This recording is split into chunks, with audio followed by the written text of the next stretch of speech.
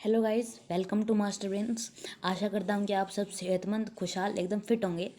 Waste ठंड भी बहुत आ रही है तो कई वो आ रहे हैं और दिवाली हमारी पास आ रही है। तो गाइस हम क्या पढ़ रहे थे, हम वही से पहले स्टार्टिंग बताते हैं आपको। हम पढ़ रहे थे गाइस लेसन नंबर 3। क्या पढ़ रहे थे हम guys? Lesson number 3, subject, predicate and complement and object and complement. Okay, तो हमने क्या कंप्लीट कर लिया था? देखिए, हमने कर लिया था कंप्लीट सब्जेक्ट एंड प्रेडिकेट।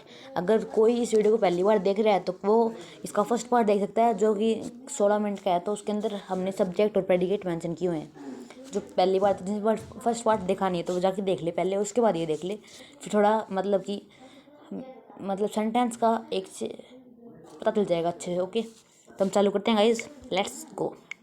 आज हम क्या पढ़ेंगे? ऑब्जेक्ट। तो पढ़ते हैं।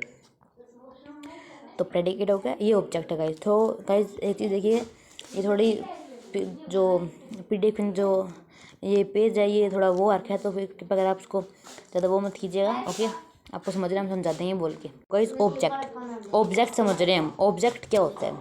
ऑब्जेक्ट होता है, ऑब्जेक्ट को हम क्या करेंगे करने के लिए, पहले हम ऑब्जेक्ट प्रेडिकेट सब्जेक्ट की तरह ऑब्जेक्ट को हाफ कर लेंगे। एक ले लेंगे हम OB और एक ले लेंगे हम जेक्ट। तो OB का मतलब क्या है हमें ये नहीं पता। अब हमें OB का और इनका मतलब बताना पड़ता है। तो OB का मतलब क्या आएगा? इफेक्ट, और जेक्ट का मतलब आएगा एक्शन। यानी कि इफेक्ट किसी कार्य का प्रभाव, मतलब उस कार्य से क्या हुआ, उस कार्य से जिसको प्रभाव हो, जिसको मतलब अगर हमने कोई कार्य किया, ठीक है, तो उससे किसके ऊपर असर पड़ेगा उसके बारे में बताना है। किसके ऊपर असर पड़ेगा? प्रभाव पड़ेगा। ठीक है, क्या पड़ेगा? प्रभाव पड़ेगा। देखिए, जैसे कोई काम कर रहा है तो उसका प्रभाव पड़ना, असर पड़ना, किसके ऊपर पड़ेगा वो असर, उसके बारे में बताना। ठीक है ना, उस असर को नहीं बताना, जिसके ऊपर असर पड़ेगा वो बता दे एक तरह से। ठीक है, तो हम चालू करते हैं। ओके गाइज, तो अब आप सब देखिए, चालू करते हैं। तो इसकी एक तो सिंपल मीनिंग देखिए पहले, तो सिंपल डेफिनेशन देखिए गाइज क्या है, आप ये वो कर लीजिएगा। Object receive the effect of action in a sentence. Simple definition क्या है? ऑब्जेक्ट है ना, वो क्या लेता है? प्रभाव रिसीव करता है, प्रभाव लेता है किसी कार्य का। ओके गाइज, ये है हमारी मेन थिंग। सिंपल डेफिनेशन, अगर आपसे कोई पूछे तो ऑब्जेक्ट का मतलब आपका है ना, किसी कार्य का प्रभाव पड़ना ऑब्जेक्ट आता है। बस सिंपल सी बात है। अब देखिए, हम इसकी एग्जाम्पल्स देखते हैं, समझते हैं अच्छे से। ठीक है, एग्जाम्पल लगा क्या है? She kills A tiger in the jungle. उसने, सी तो हमारा सब्जेक्ट हो गया। ठीक है, हम सबको बांट के देखते हैं। किल्स क्या हो गया? वर्ब हो गया। और इन द जंगल मतलब जो प्रेडिकेट है इसको समझ लीजिए। और टाइगर, अब उसके मारने से, अब देखिए मैंने क्या बताया? प्रभाव पड़ना, प्रभाव किसके ऊपर आया वो बताया था। ठीक है ना, अब उसके मारने से, किसको मारने से किसके ऊपर प्रभाव पड़ेगा? अब अगर वो किसी को टाइगर को मारे तो किसके ऊपर प्रभाव पड़ेगा? जंगल के ऊपर तो पड़ेगा नहीं, क्योंकि उसने टाइगर को मारा तो टाइगर के ऊपर प्रभाव पड़ेगा। तो क्या हो गया? ये हमारा ऑब्जेक्ट हो गया टाइगर। ठीक है, ए टाइगर। ओके, समझ में आ गया? सेकंड एग्जाम्पल देखते हैं। सेकंड एग्जाम्पल क्या है हमारा?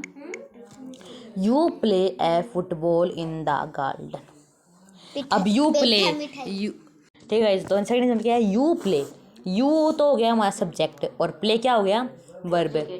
अब देखिए, अब कार्य कौन कर रहा है? यू कर रहा है। प्ले क्या कर रहा है? तो ये हमारा मान लीजिए। और अब क्या कार्य कर रहा है? इन द गार्डन में कर रहा है। तो क्या प्रभाव क्या पड़ रहा है उसका? फुटबॉल से कर रहा है। तो वो फुटबॉल क्या हो गया हमारा? मतलब किससे कर रहा है, किसको उसके ऊपर किया और किससे कर रहा है, तो फुटबॉल क्या हो गया हमारा? वर्ब हो गया। ओके, तो गाइस हम चलते हैं आगे। अब आपको एक चीज़ और बतानी थी मेरे को, जो वर्ब होते हैं ना, ये ऑब्जेक्ट, ये एक्चुअली सिलेबस के अंदर है तो नहीं। तो गाइस देखिए क्या होता है, हम बताते हैं। अब जो इस सिलेबस के अंदर, तो इस बुक के अंदर तो है नहीं वो भाई ऑब्जेक्ट के टाइप्स, लेकिन कई और बुक्स में हो सकते हैं, क्योंकि सबकी बुक सेम नहीं होती। तो मैं वो भी आपको समझा रहा हूँ, वो भी आपके लिए ज़रूरी है, वो आगे आप पे आएगा। तो उससे पहले आप थोड़ा इधर सीख लें तो बेसिक से, तो फिर अच्छा लगा रहेगा। ओके, देखिए ऑब्जेक्ट क्या होता है? ऑब्जेक्ट दो टाइप के होते हैं।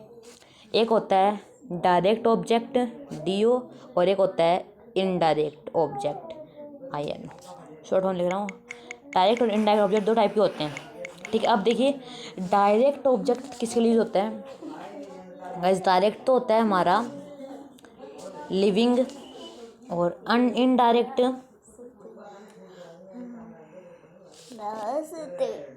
गाइस दो टाइप के होते हैं, इनडायरेक्ट और डायरेक्ट ऑब्जेक्ट होते हैं, ठीक है। अब ये तो हो गए। अब जो उत्तर कैसे आएंगे ये देखिए आप।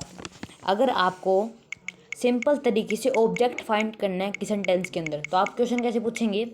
एक तरीका होता है व्हाट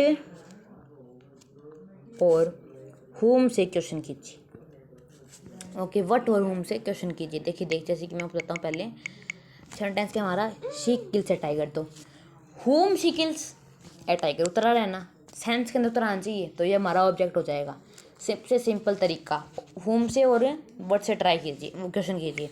अब सेकंड एग्जांपल देख लीजिए, जैसे ये you play football, what you play football, आ रहा है ना उत्तर, तो ये क्या हो गया? हमारा ऑब्जेक्ट हो गया। सबसे इजी तरीका है। अब ये जो व्हाट और वोम है ना, ये डायरेक्ट और इनडायरेक्टली जरूरी है, क्योंकि व्हाट और वोम, जो व्हाट होता है ना वो डायरेक्ट के लिए और वोम इनडायरेक्ट के लिए यूज़ होता है। इनडायरेक्ट में पूछा जाता है, मतलब ये इसके लिए होता है और इसके लिए होता है, यानी कि W तो इनडायरेक्ट और ये ऐसे। ओके, समझ गए ना आप? ये क्वेश्चन पूछिए आप अगर आपको पूछना हो तो। ओके ओके, मतलब कि क्वेश्चन पूछा जाता है तो वोम क्या होता है? एक तो वोम तो होता है नॉन लिविंग के लिए पूछेंगे वोम से, तो मतलब वोम से पूछेंगे हम लिविंग के लिए, और नॉन लिविंग के लिए पूछेंगे हम व्हाट से। जैसे देखिए अब हम व्हाट से पूछ रहे हैं question, what you play football. अब व्हाट शी किल्स, उसने क्या मारा? टाइगर मारा, ये बन रहा है। लेकिन जो लिविंग के लिए होता है ना वो ज़्यादातर क्या होता है हमारा? उसने किसको मारा? वोम शी किल्स होम, ठीक है। तो जो हमारा व्हाट होता है ना वो तो होता है लिविंग और वोम होता है non living. Okay sorry guys, ठीक है। अब हम चालू करते हैं आगे की तरफ। ये हमारा हमने आपको बताए हैं कितने टाइप के होते हैं ऑब्जेक्ट, डायरेक्ट और इनडायरेक्ट।